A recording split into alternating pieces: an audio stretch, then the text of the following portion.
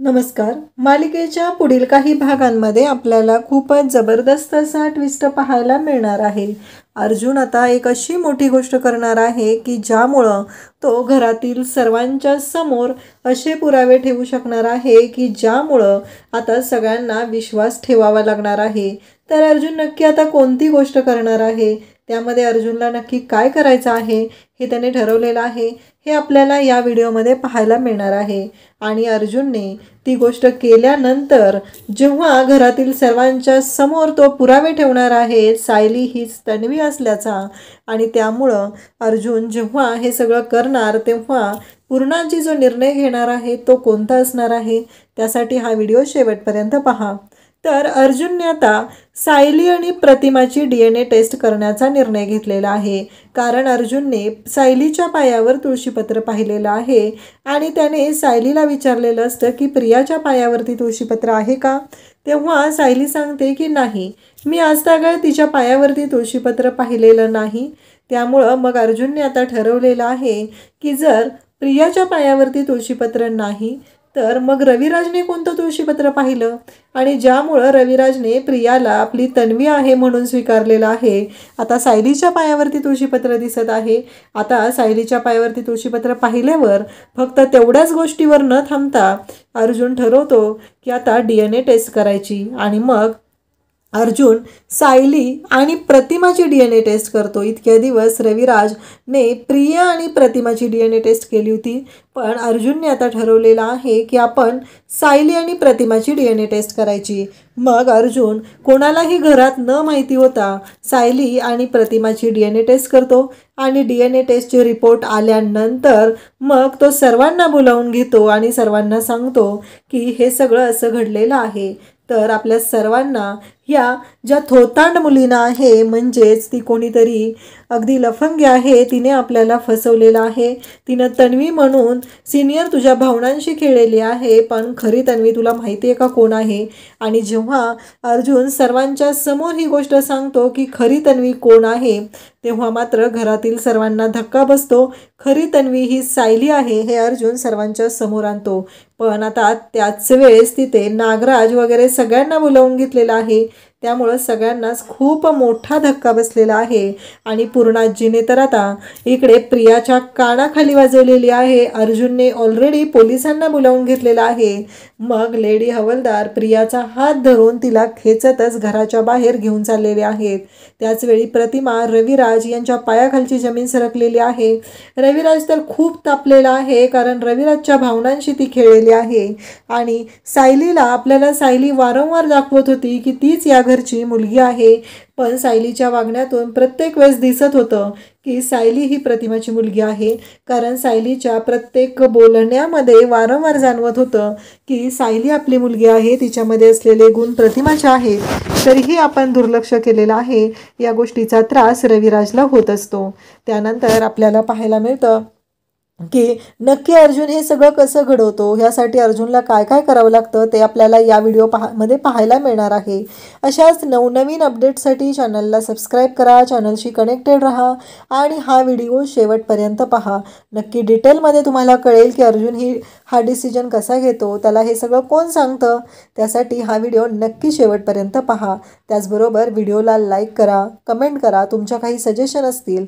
नक्की आता प्रिया याच्यामध्ये आणखी काही गोंधळ घालेल का, तुम्हाला जर तसं काही वाटत असेल तर नक्की कमेंट करून सांगा. तर अर्जुनने आता ठरवलेलं असतं की सुमन काकूला जाऊन भेटायचं. कारण डिरेक्टली जर तो रविराजला भेटला, रविराजला याबद्दल काही बोलला तर रविराजला वाईट वाटेल. त्यामुळं अर्जुन ठरवतो की नाही, आपण सुमन काकूला जाऊन भेटूया आणि डायरेक्टली न विचारता अगदी असं बोलत बोलत विषय काढूया आणि सुमन काकूला विचारूया, असं म्हणत अर्जुन तिथे गेलेला असतो. आणि मग तिथे गेल्यानंतर सुमन काकूला तो विचारतो, म्हणतो की खरंच तुम्ही सगळेजण ना ग्रेट आहात. तुम्हाला कसं कळलं की तन्वी ही आपली तन्वी आहे, म्हणजे तिच्या बाबतीत असं कसं ठरवलं गेलं. तेव्हा सुमन काकू म्हणते की अरे तुला माहीत नाही वे, आपल्या तन्वीच्या पायावरती, तिच्या उजव्या पायावरती एक जन्मखून होती. अरे तुळशीपत्राची जन्मखून होती ना तिच्या पायावरती. मग भाऊजींनी तीच बघितली आणि त्याचबरोबर तिची DNA टेस्ट केली होती. पण भाऊजींना असं वाटत होतं की या सगळ्या पुराव्यांपेक्षा महत्त्वाचा पुरावा आहे ती म्हणजे तन्वीच्या पायावर असलेली जन्मखून.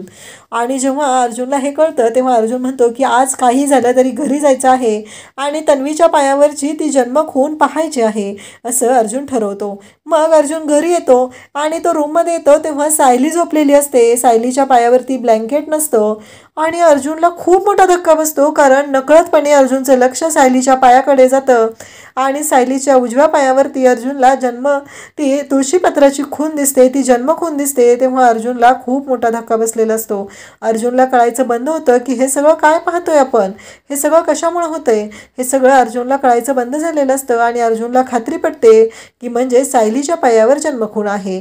अर्जुन विचार करू लागतो. त्यावेळेस त्याला आठवतं की मागच्या वेळेस आपण अलिबागला गेलो होतो, त्यामुळेच पण तन्वीच्या पायाला लागलेलं होतं आणि तिचा पाय जेव्हा आपण तिच्यातली पायातली काच काढत होतो त्यावेळेस तन्वी तिथून निघून गेलेली. नक्कीच यामध्ये काहीतरी गोंधळ आहे हे अर्जुनच्या लक्षात येतं. त्यानंतर आपल्याला पाहायला मिळतं की दुसऱ्या दिवशी अर्जुन सायलीशी बोलत असतो. सायलीला म्हणत असतो, बघितलं ना सायली, मी तुम्हाला काल सांगितलं होतं आणि तुम्ही मला काय म्हणालात की नाही, फक्त साडी घेतली नाही एवढ्या गोष्टीवरून नका बोलू तुम्ही की ती तन्वी नाही आहे आणि रविराज सरांनी सगळे पुरावे चेक केलेच असतील. तेव्हा अर्जुन सायलीला म्हणू लागतो की मला तुमच्याशी महत्त्वाचं बोलायचं आहे, चला तुम्ही.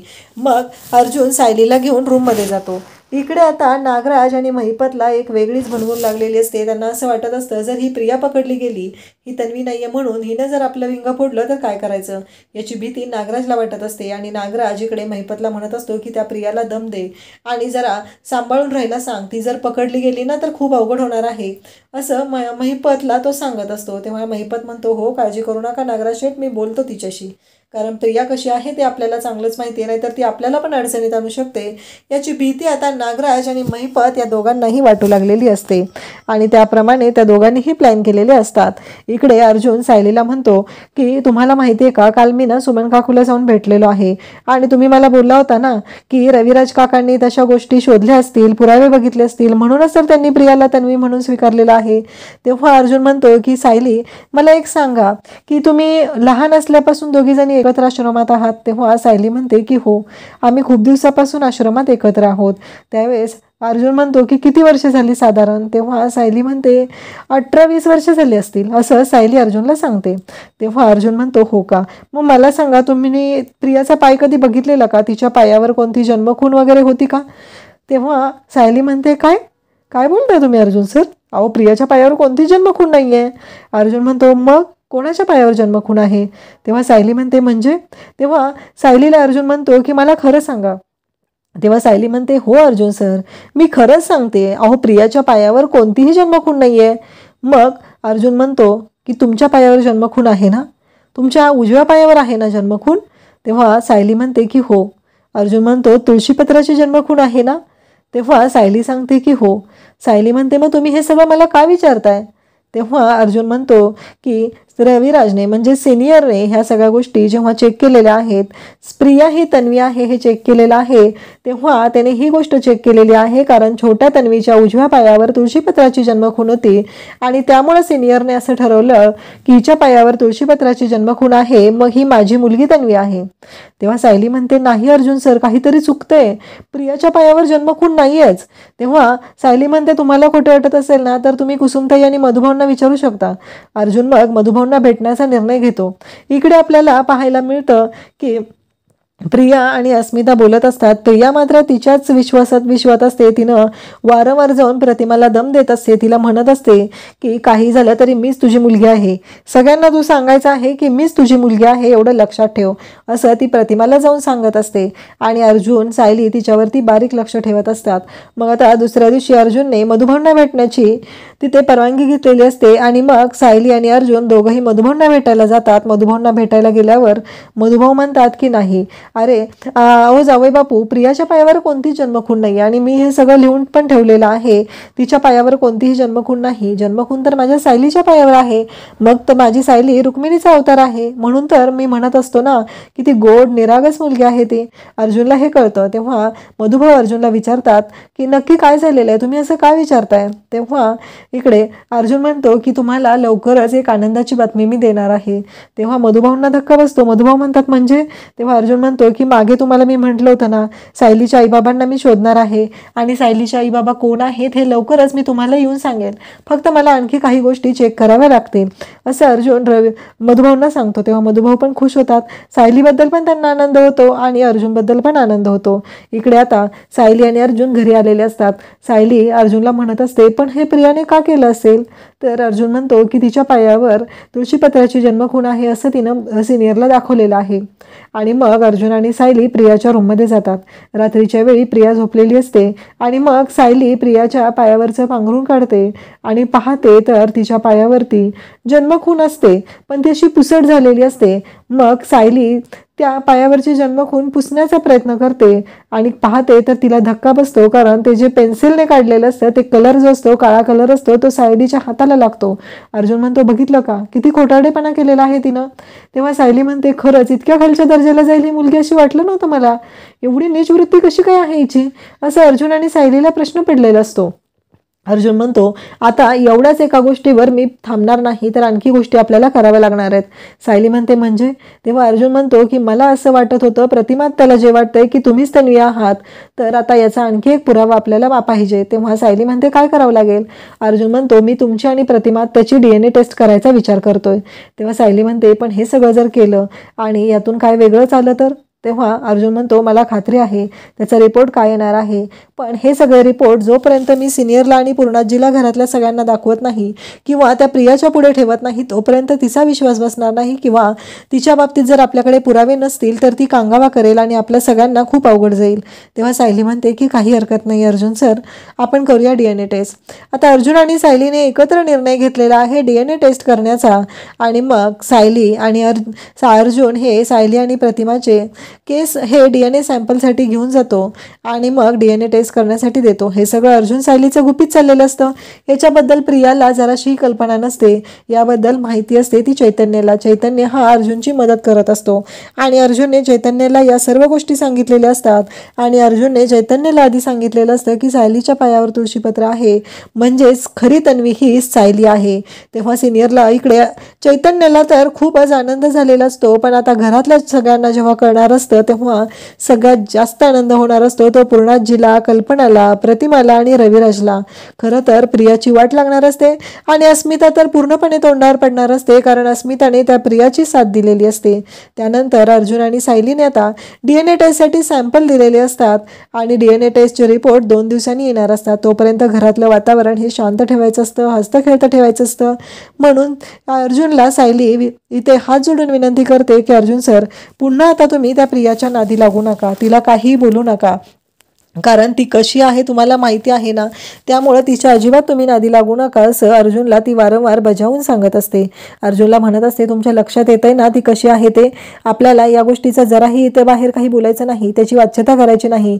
आणि सिक्रेसी सांभाळण्याच्या बाबतीत म्हणजेच अर्जुन आणि सायली खूपच माहीर असतात. जसं इकडे प्रतापच्या विरोधात जेव्हा पुरावे सादर केलेले होते तेव्हा अर्जुन आणि सायलीने कसे पुरावे महिपतच्या विरोधात शोधून काढले होते हे कोणाला कळलंही नव्हतं.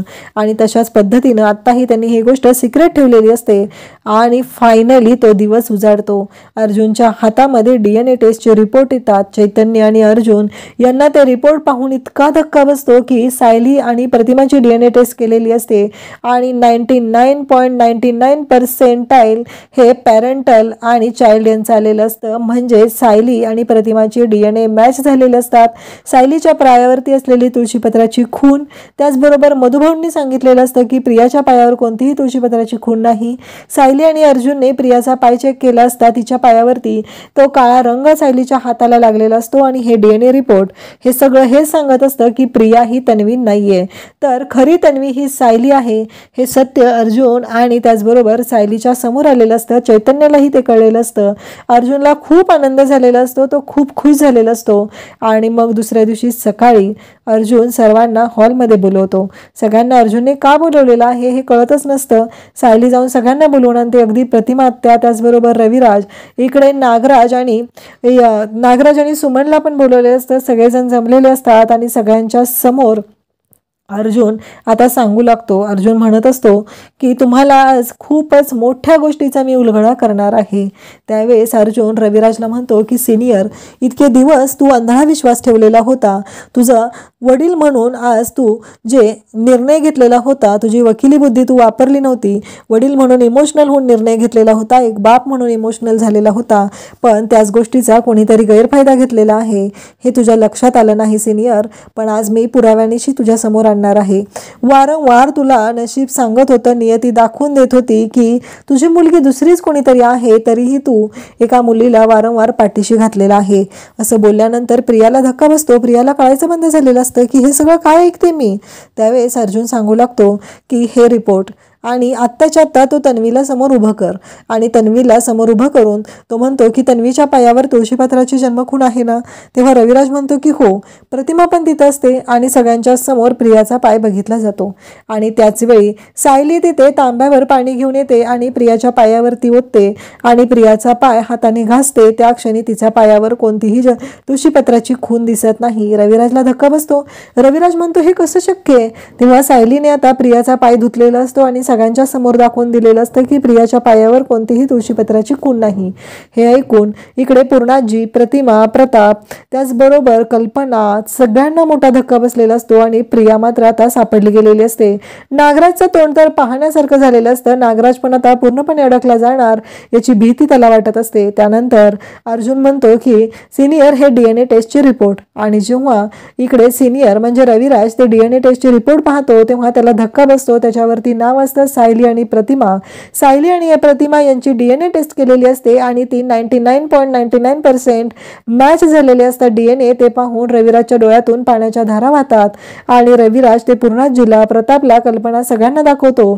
आणि अर्जुन म्हणतो आणखी एक मोठा पुरावा म्हणजे सायलीचा पाय तो सर्वांच्या समोर धरतो आणि सगळ्यांना दाखवतो आणि म्हणतो हे बघितलं का, हे सायलीच्या पायावर असलेलं तुळशीपत्र. आणि सायलीच्या पायावरील तुळशीपत्र तो सर्वांना दाखवतो. सगळ्यांना धक्का बसतो, कारण फायनली सायली हीच रविराज आणि प्रतिमाची मुलगी आहे हे प्रतिमाला कळतं. आणि प्रतिमा धावत जाऊन इकडे सायलीला मिठी मारते, सायलीच्या गालाची पप्पी घेते. आणि पूर्णाजी मात्र डायरेक्ट जाते, ती प्रियाकडे जाते आणि प्रियाच्या खानदिशी कानाखाली वाजवते आणि म्हणते तू कोण आहेस नक्की, कोण आहेस तू बहुरूपी, कारण तू आमच्या घरात येऊन आम्हाला फसवलेला आहे. नक्की काय तुला हेतू साध्य करायचा होता ते सांग ना. तुला किती पैसा हवा होता सांगायचं होतंस तू, आम्ही तुझ्या तोंडावर फेकला असता. आमच्या भावनांशी खेळण्याचा तुला अजिबात अधिकार दिलेला नाही. अर्जुन आत्ताच्या आत्ता निर्णय घ्यावा लागणार आहे, पोलिसांना बोलव. अर्जुन म्हणतो पूर्णाजी त्याची काही गरज नाही, ऑलरेडी पोलीस आपल्या घराच्या बाहेर आहेत आणि या मुलीला आत्ताच्या आत्ता आपण पोलिसांच्या ताब्यात देणार आहोत.